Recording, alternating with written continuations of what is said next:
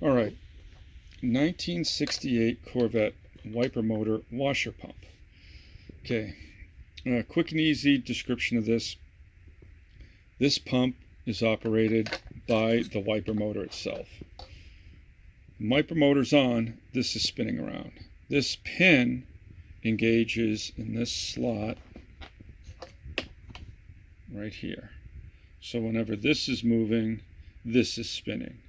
So if you think you have a problem with this, spin this by hand. It's really hard to spin because this piece is spring-loaded, but this should spin and this should slide back and forth. Okay, so if you flip it over, if it's not engaged, you should be able to pull this with your finger. You should be able to pull it all the way over.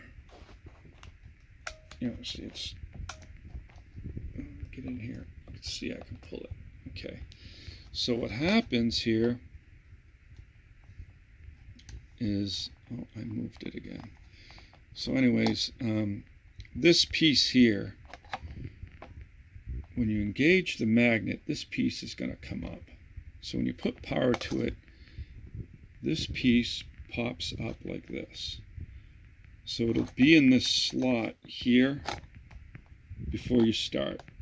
So if it's the motor's running, this is sliding back and forth, this is not spinning.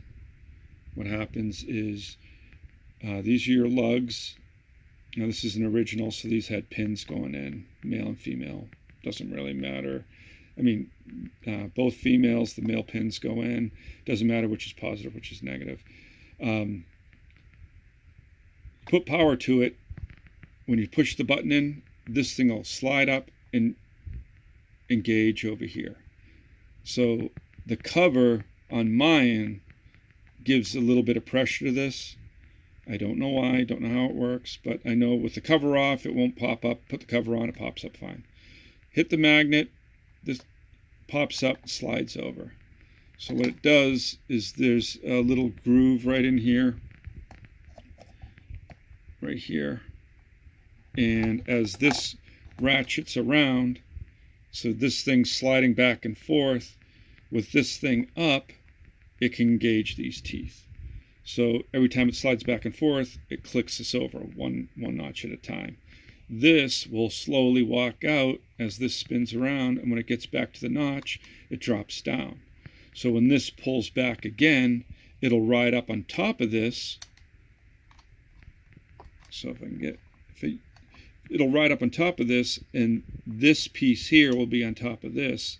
And what that does, can't really get it to do it with one hand, but it just keeps this from engaging the teeth. That's all it does. So then once, so this will be on top of it. It'll be out here. And then when you hit the magnet again, what it'll do is it pops up out of the way. This thing goes back, drops off of this ledge back down, and can grab the teeth again. That's all it is. So you just got an electromagnet controlling this piece. And all this does is goes around. You hit it once and it holds it up. When you let go, it disengages it and it rides around, falls in the slot. This jumps up back on top. That's it. Okay, so when this is spinning, it's just driving a piston in here, and it'll pump, make this pump. So you got, I think this is the in, and these are the two outs. So it's not much to it. It's really easy. So if your pump isn't working, see if you've got power, put power to these, and this magnet will go up and down. If it's out here, just put all you have to do is touch it with power applied, and it should just pop right up. And the magnet's pretty strong.